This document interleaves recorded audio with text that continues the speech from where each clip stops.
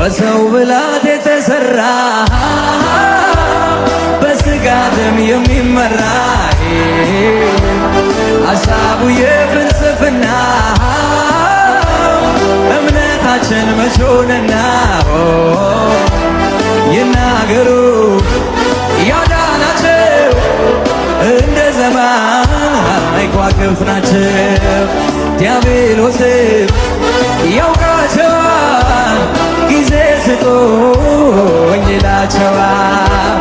እግዚአብሔር በልጁ ሞት የጠራው ከነገር ከቋንቋ ከሕዝብ ዋጅው ርስቴን ሕዝቤ ገንዘቤ ያለው ባለምድረ በዳ በድል የመራው የታደለ